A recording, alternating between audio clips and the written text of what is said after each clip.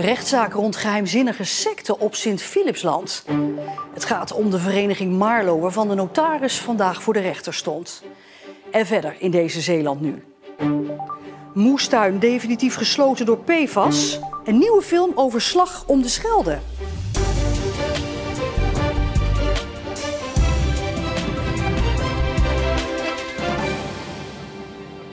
Goedenavond. Een kopstuk van de vereniging Marlo op Sint-Philipsland, plaatselijk ook wel bekend als de secte, moet wat het Openbaar Ministerie betreft 18 maanden de cel in voor smaad en dwang, waarvan de helft voorwaardelijk. Dat hoorde hij vandaag tegen zich eisen in de rechtbank van Middelburg.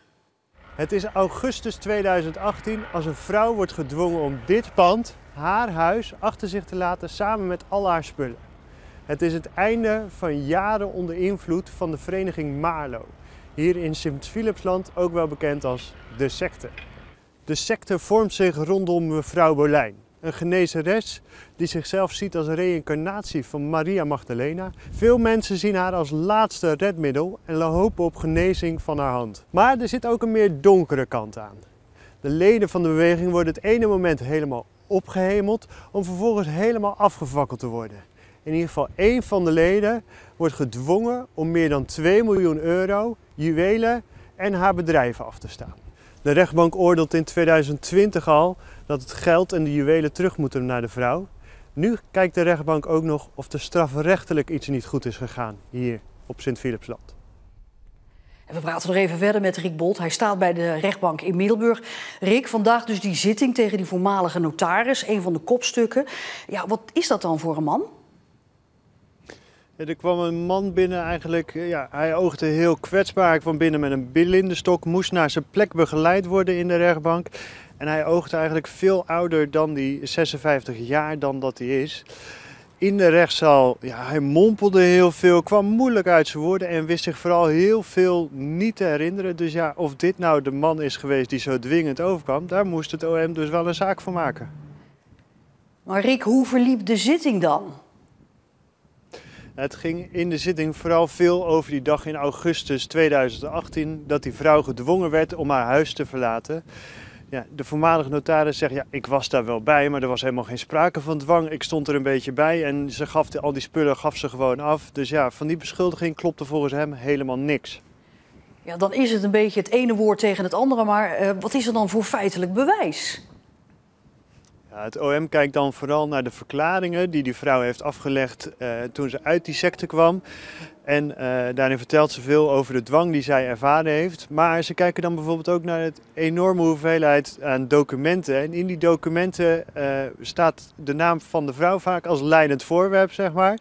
En die voormalige notaris heeft die documenten dan allemaal opgesteld. Uiteindelijk concludeerde het OM, Marlo, dat is eigenlijk een geldbeluste organisatie. Die genezeres, mevrouw Bolijn, was het brein, maar die voormalige notaris is de facilitator. Die zorgt ervoor dat al die documenten opgesteld worden. En voor zijn rol daarin eist het OM dus nu die 1,5 jaar gevangenisstraf, waarvan de helft voorwaardelijk. En heeft die vrouw, het slachtoffer, heeft die nog wat gezegd tijdens de zitting?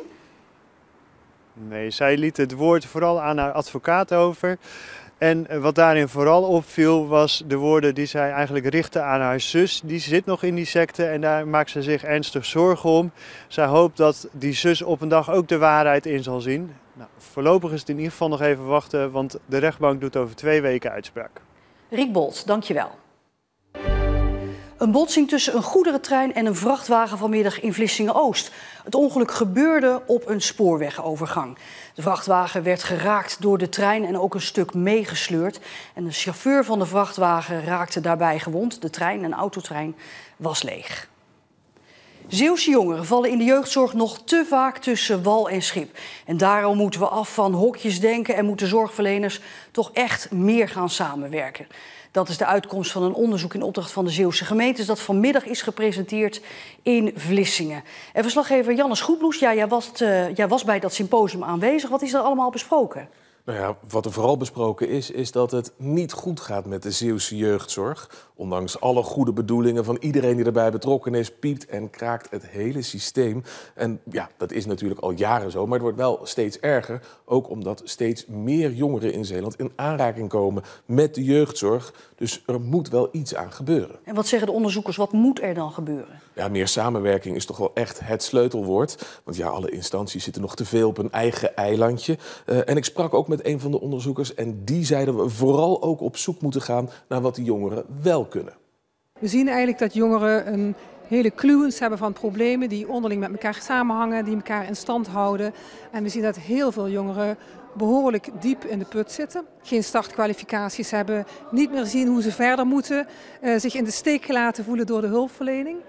En aan de andere kant zien we veerkrachtige jongeren. Dus vaak diezelfde jongeren, als je daar op een goede manier mee in gesprek gaat, dan zien we dat je samen de balans op kunt maken. Wat is er nodig, wat is er belangrijk voor jou? De opdracht voor het onderzoek komt van de Zeeuwse gemeente. Die willen vooral weten wat ze kunnen doen om al die problemen op te lossen. Wanneer ben ik dan tevreden? Als de vinger op de zere plek wordt gelegd. Want dan kunnen wij zaken oppikken en daarmee aan de slag gaan. Ja, Jannes, voor dit onderzoek zijn ook veel jongeren geïnterviewd. Wat zeiden die? Ja, dat het inderdaad anders moet en kan. En dat is ook de ervaring van Mika van den Berg bijvoorbeeld. Hij is 24, uit Vlissingen, student aan de HZ. En hij heeft zelf ook ervaring met de jeugdzorg. Er zijn heel veel dossiers, checklists en ze worden niet gedeeld.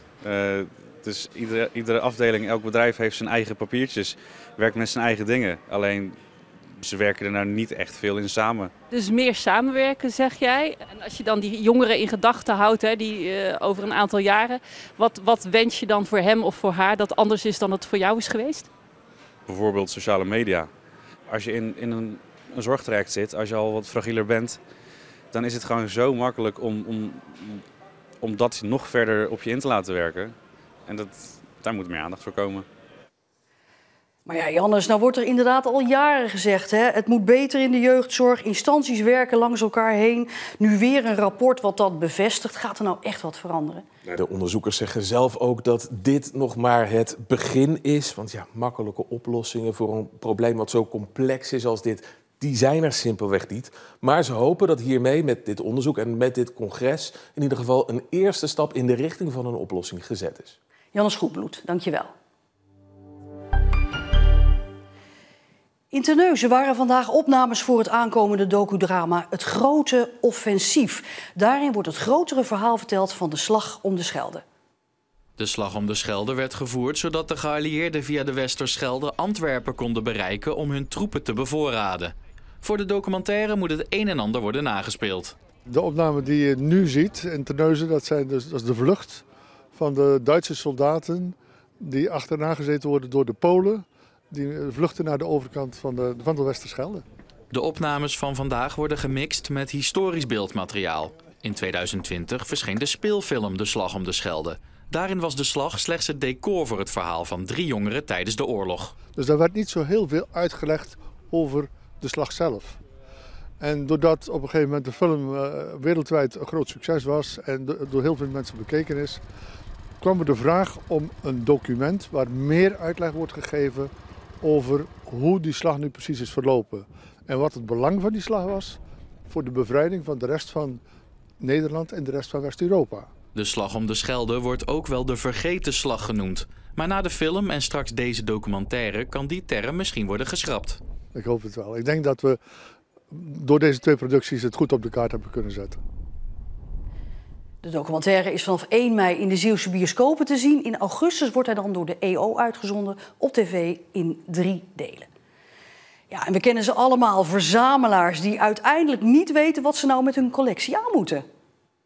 Harry Lammers uit Rittem verzamelt in zijn schuurtje al meer dan 30 jaar keramiek. Maar hij wil binnenkort met zijn bijzondere verzameling gaan stoppen. Ik kom wel een beetje op leeftijd nou. En waar moet ik mee naartoe? Ik kan er nergens mee naartoe. Dus ik moet vandaag morgen zeggen van, nu komt er al niet veel meer bij. Maar ik moet toch wel een beetje gaan denken van, het moet weg. Lammers heeft nog geen concrete plannen, maar hij hoopt dat zijn verzameling in zijn geheel wordt overgenomen. Het zou leuk wezen als er dus mensen zouden zijn Of ook verzamelaars die zeggen van, goh, dat wil ik overnemen. Dan kunnen ze voor leuke samenwerking, kunnen ze bijvoorbeeld heel de meetmak meenemen. En voor de geïnteresseerden is het dan aanbevolen een flinke rol met bubbeltjes plastic mee te nemen. Een droge dag in Zeeland, tijd voor een wandelingetje. Wel met een lekkere warme jas dan, want het werd niet warmer dan 3 graden. Dus vannacht opnieuw wat nachtvorst tot wel -3. Ook de komende dagen die blijven overdag koud, maar wel droog. En meer nieuws uit Zeeland op onze website, app en onze socials. Tot zover deze Zeeland Nu. Nog een hele fijne donderdagavond en graag tot morgen.